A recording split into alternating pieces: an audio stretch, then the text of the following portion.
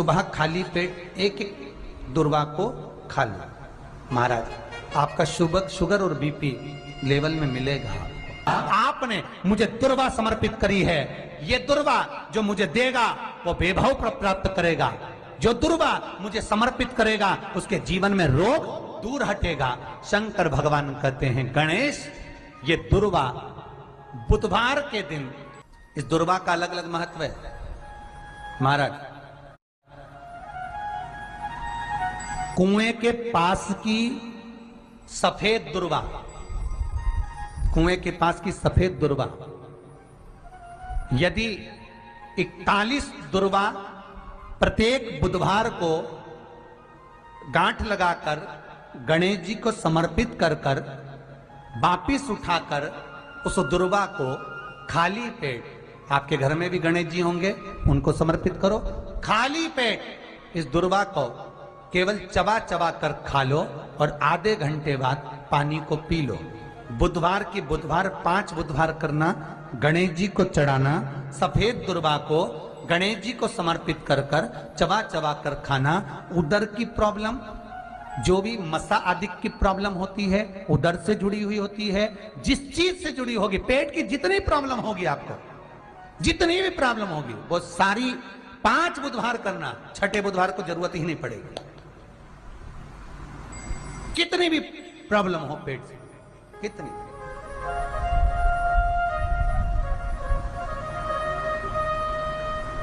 पेट से जुड़ी हुई प्रॉब्लम जितनी भी होगी समाप्त। यही दुर्वा, पेट की तकलीफ रहती है, श्वास की तकलीफ रहती है, उसके लिए दुर्वा का भी व्याख्यान इसमें किया गया। यदि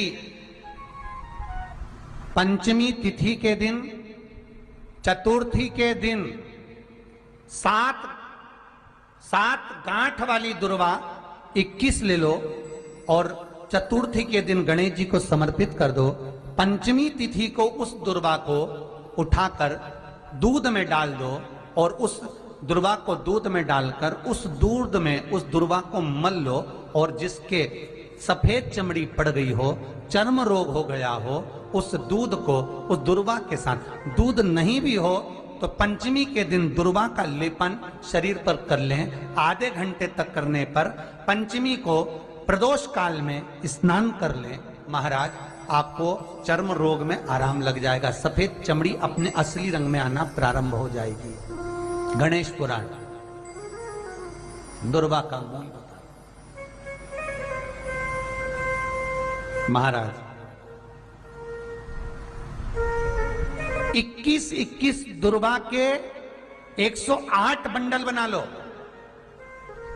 अगर एग्जाम में बैठ रहे हो, सरकारी परीक्षा में बैठ रहे हो, पास नहीं हो रहे, नौकरी नहीं लग रही, बहुत जगह इंटरव्यू दे दिया, 21 दुर्वा के 108 बंडल बनाओ, उसकी माला बनाओ और देवी के मंदिर में, माता जगदम्बा के मंदिर में, अर्थात जहां शंकर पार्वती पूर्ण परिवार विराजमान हो, ऐसे देवी के मंदिर में गणेश जी के गले में वो माला अर्पण करिया है, अपना नाम बोलकर और जिस एग्जाम में बैठ रहे हैं उसका भाव वर्णन कर कर महाराज।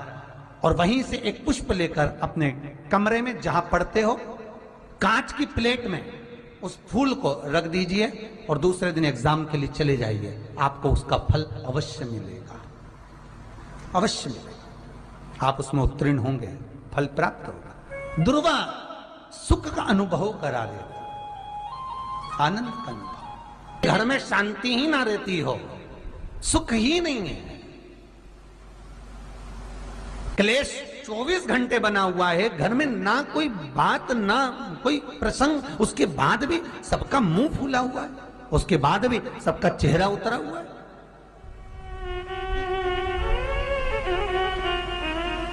जिस घर में सुख और शांति ये दोनों चीजें नहीं हैं, वो निवेदन है लाल वस्त्र में लाल फूल रखकर उसमें थोड़ा धना, धना जानते हो, वो खड़ा धना आता है, धना पाउडर नहीं, धना, हरा धना, और 5 गोल सुपारी, जो गोल सुपारी होती है पूजन वाली सुपारी, 5 पूजन वाली सुपारी, 5 बेलपत्र इस लाल वस्त्र में रखकर घर के मध्य भाग में पूरे घर का केंद्र बिंदु मिला लो, पूरे घर का नाभि कोण मिला लो, पूरे घर का नाभि स्थल, मध्य स्थल मिलाकर वहां पटे पर रखकर कुंकू चावल से पूजन कर उस पर 3 बार पानी को फेर कर भगवान श्री गणेश जी महाराज के मंदिर में बिना बोले जो रखकर आ जाता है, उसके घर में कभी क्लेश नहीं होता, सुख और शांति ये दोनों प्रवेश कर जाती है। भगवान शंकर का शिवलिंग बेलपत्री के पेड़ के नीचे बनाना, साथ में गोबर के विनायक बनाना, गोबर का गणेश, और गोबर का गणेश बनाकर एक छोटी सी पिंडी जैसी माता जगदम्बा के लिए एक ढेली रख देना, गोबर की, महाराज मिट्टी या गोबर। इन तीनों स्वरूप का पूजन आप करना बड़े प्रेम से, चंदन चंदन आदि अक्षत पुष्प समर्पित कर कच्चा दूध तीनों पर चढ़ाना, दही तीनों पर चढ़ाना, शहद तीनों पर चढ़ाना, घी तीनों पर चढ़ाना, शक्कर तीनों पर चढ़ाना। पूजन कर कर एक इतना बड़ा लाल वस्त्र, लाल वस्त्र, उस लाल वस्त्र पर अपने हाथ के छापे बनाकर कामना कर कर कि हम पति पत्नी में कभी झगड़ा ना हो, प्रेम बढ़े, क्लेश ना हो, आनंद बढ़े, छापे लगाकर उस वस्त्र से उन मूर्तियों को ढाक देना। पूजन कर कर घी का दिया लगाकर ढाक दीजिए। 108 चावल के दाने लेकर एक एक चावल का दाना अपनी कामना कर कर उस वस्त्र पर डाल दीजिए। वस्त्र का चावल अपने ऊपर बाद में छिड़क लीजिए। मूर्तियों का पूजन कर फिर वापस पूजन कर कर विसर्जन कर दीजिए। अगर अदालत में केस भी चल रहा होगा तलाक तक का, तो भी प्रेम बढ़ सकता है और आपका जीवन सुखमय हो सकता है, आनंदित हो सकता है। कोई पैसे नहीं दे रहा, अवश्य करें। कोई धन नहीं लौटा रहा, अवश्य करें। कहीं किसी कंपनी में आपका पैसा उलझ गया है, नहीं मिल रहा है, अवश्य करें, मिलेगा फल।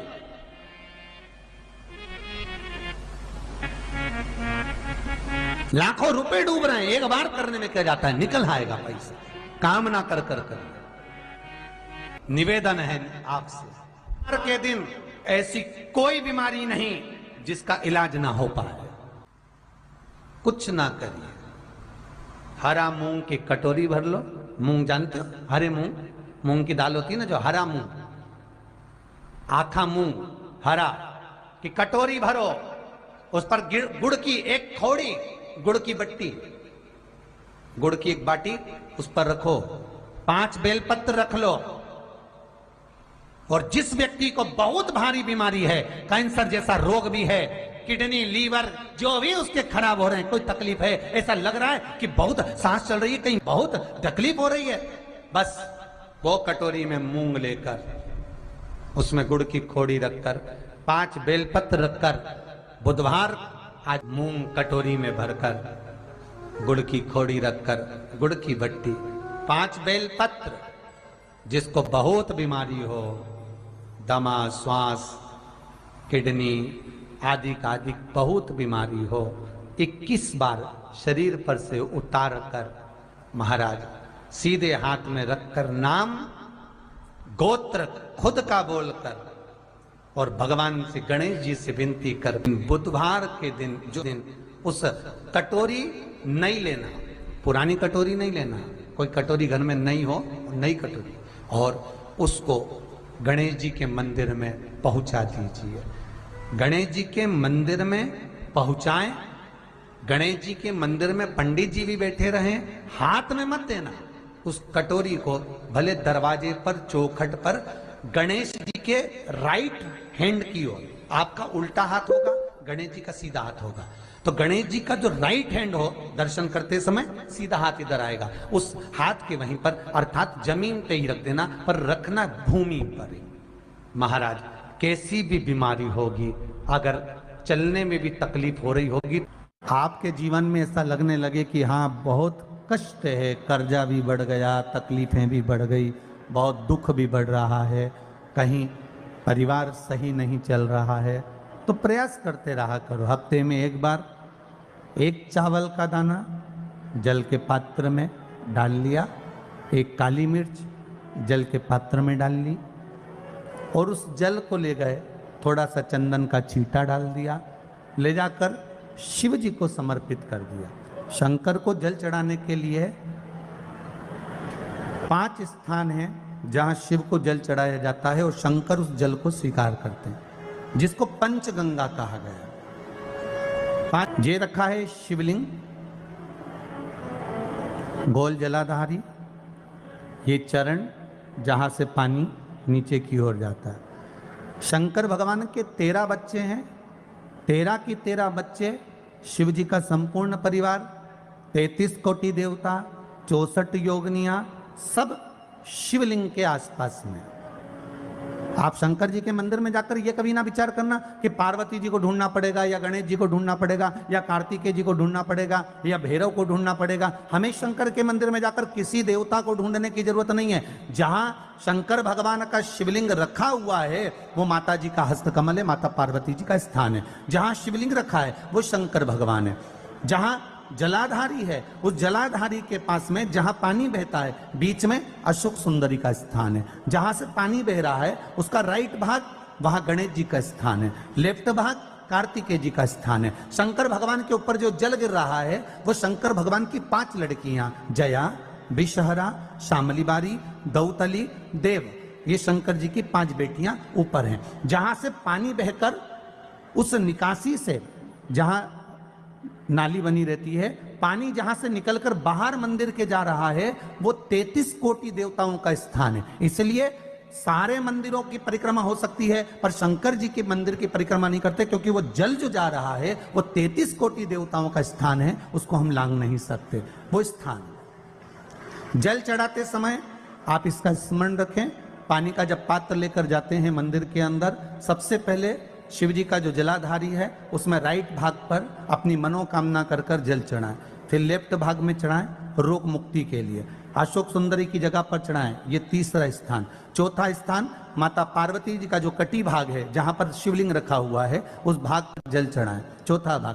5वां भाग शंकर जी के ऊपर चढ़ाएं। ये 5 जगह पर जल क्रमवाइज चढ़ाएं। आप लोग जाते हो डायरेक्ट जाकर शंकर जी पे जल उंडेल करा जाते हो, सीधे गए और शिव जी पे जाकर आपने जल चढ़ा दिया। हमारे यहाँ शास्त्र कहता है जैसे अपन देवताओं की पूजन करते हैं तो पंडित जी सबसे पहले पूजन किसकी कराते हैं? जम के बोलो जरा, गणेश जी की। गणेश जी के बाद पूजन कराते कराते कराते कराते कराते कराते आगे के सारे देवता कराते कराते कराते कराते फिर जन पर पहुंचते हैं। आप डायरेक्ट मूल पूजन कराते कराते कराते कराते कराते कराते आगे के सारे देवता कराते कराते कराते कराते फिर मूल पूजन पर पहुंचते हैं। आप डायरेक्ट मूल पूजन पे पहुंच जाते हो। और सरल भाषा में समझ लो, जितनी सरल भाषा में समझोगे ना उतना अपने जीवन में उतर जाएगा। इस छत के ऊपर आपको चढ़ना है, निशानी रखी है,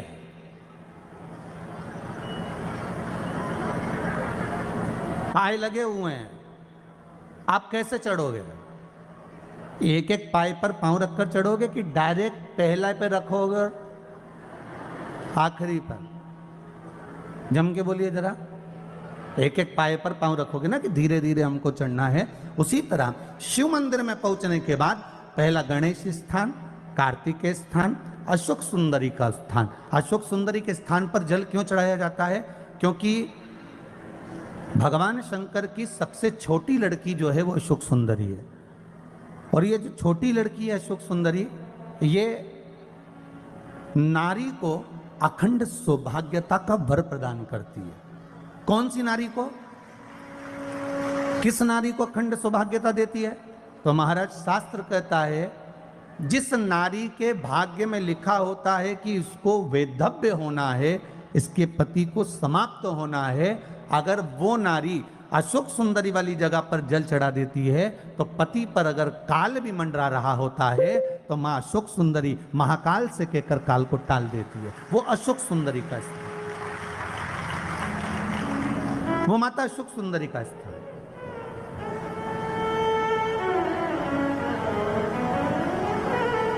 जल चढ़ाने का एक नियम है, यहां जल चढ़ाया, फिर कार्तिकेय बाबा को चढ़ाया, फिर सुख सुंदरी को चढ़ाया, फिर कटी भाग पर। ये कटी भाग बड़ा विशेष भाग है महाराज, बहुत बहुत ध्यान दीजिएगा। जिस पति और पत्नी में विवाद होकर अदालत तक बात पहुंच गई हो और तलाक तक की नौबत आ रही हो, महाराज उनको जोड़ने के लिए ये कटी भाग मूल होता है। कौन सा कटी भाग? जहां पर शिवलिंग रखा है, जहां शिवलिंग रखा है ये कटी भाग मूल होता है। कहते हैं 5 सोमवार, लिंग पुराण वर्णन कर रही, 5 सोमवार कटी भाग पर जहां शिवलिंग रखा हुआ है, 3 उंगली में मक्खन लेकर कटी भाग पर मात्र फेर देने पर और उस पर 7 जगह चंदन लगा देने पर पति और पत्नी का संबंध कभी समाप्त नहीं हो सकता, वो जुड़कर ही रहेगा, प्रेम बढ़कर ही रहेगा। कटी भाग का बड़ा बड़ा महत्व है महाराज। शिवलिंग के कटी भाग पर स्वयं मां जगतजननी जगदम्बा अपने हस्त कमल पर भगवान शिव को झेली हुई। महापुराण की कथा कहती है, भगवान शंकर का चरित्र कथा है कि जिस बच्चे को, जिस मनुष्य को, जिस स्त्री को, जिस कन्या को, जिस बेटे को, बेटी को, बुजुर्ग को, महिला को, पशु को, पक्षी को, जानवर को, जलचर को, थलचर को, किसी को भी अगर शंकर जी की पूजन करना नहीं आए, आड़ी टेढ़ी भी कर देगा तो भी शंकर भगवान उसको स्वीकार कर लेंगे और शंकर उसको वर प्रदान कर देंगे। शिव उसकी पूजन को स्वीकार कर लेते, शंकर भगवान उसकी पूजन को स्वीकार करते।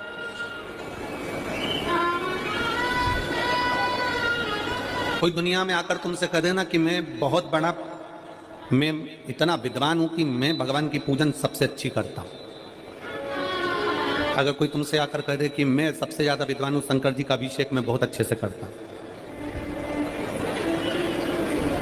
कोई तुमसे आकर कह दे कि मेरी पूजन में कोई कमी नहीं रहती, मैं इतनी अच्छी पूजन करता हूं। कोई विद्वान से विद्वान व्यक्ति भी आकर तुमसे कह दे कि मैं शंकर जी का अभिषेक इतना विद्वत्ता में कराता हूं कि मैं शंकर जी की आराधना सबसे श्रेष्ठ। शिव जी की पूजन वही स्वीकार है जिस पूजन में थोड़ी सी कमी रह जाए। पूजा की थाली लगाकर पशुपति व्रत करने के लिए तुम मंदिर में गए, पूजा की थाली लगाकर तुम शंकर जी के मंदिर में पूजन करने के लिए गए, 16 सोमवार की पूजन कर रहे थे, संकट सोमवार की पूजन कर रहे थे, सोमवार का पूजन कर रहे थे, प्रदोष का पूजन कर रहे थे, सोमवार की अष्टमी का पूजन कर रहे थे, शिवरात्रि का पूजन कर रहे थे, सावन महीने का पूजन कर रहे थे।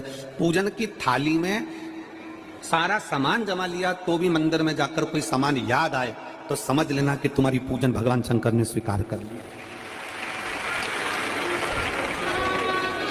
और मुझे विश्वास है मेरी जीजियों पर, मुझे विश्वास है मेरी बेटियों पर, मुझे विश्वास है मेरे बेटाओं पर और मेरे जीजाओं पर। मेरी जीजियों ने, मेरे जीजाओं ने, मेरी बेटियों ने कभी तो मंदिर में पूजन करी होगी। बोलो करी कि नहीं करी किसी मंदिर में जाकर पूजन? जम के बोलो जरा, करी है ना? और आपकी पूजन की थाली में, आपके पूजन की थाली में कुछ ना कुछ कमी तो रही होगी ना। कभी माचिस रह गई, कभी दिया रह गया, कभी अगरबत्ती रह गई, कभी कंकु लाए थे कंकु रह गया, कभी चंदन रह गया, कभी कोई जनेऊ रह गया, कभी सुपारी रह गई, कभी कोई प्रसाद रह गया। फिर याद आया मैं तो ये घर छोड़कर आ गई, मेरे घर पे रह गया, अब क्या करूं? शंकर जी की कथा कहती है कि शिव उपासना में अगर तुम्हारी थोड़ी सी कमी रह जाए, समझ लेना कि शंकर जी ने तुम्हारी उपासना को स्वीकार कर लिया। और यह केवल तुमसे ही मतलब नहीं है,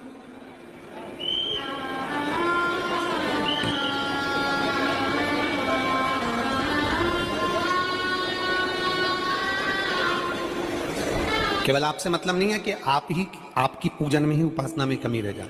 यह शंकर भगवान का वर है, यह शिव जी का वर है। किसको? भगवान नारायण को। जिस समय पर नारायण ने संकल्प लिया था कि सावन के महीने में 108 कमल के पुष्प रोज समर्पित करूंगा, सुनिए कथा सबने, 108 कमल के पुष्प भगवान नारायण ने संकल्प लिया कि मैं भगवान को रोज दूंगा। रोज 108 कमल के पुष्प मंगवाते देते। सावन का आखिरी दिन था, सावन का आखिरी दिन, और सावन के आखिरी दिन भगवान नारायण 108 कमल के पुष्प लेकर भगवान को चढ़ाने के लिए जैसे ही बैठते से ही जैसे ही चढ़ाने के लिए बैठे वैसे ही एक कमल का पुष्प कम रह गया। लक्ष्मी जी से कहा जाओ जल्दी से कमल का पुष्प लाओ। लक्ष्मी जी कमल का पुष्प ढूंढती रही, नहीं मिला। सब दूर देखा, सारी जगत में देखा, पर कमल का पुष्प लक्ष्मी जी को नहीं मिला। लक्ष्मी जी को कमल का पुष्प नहीं मिला। आखिरी में पूजन की थाली में कमल का एक पुष्प कम रह गया। भगवान नारायण ने अपना आंख निकालकर भगवान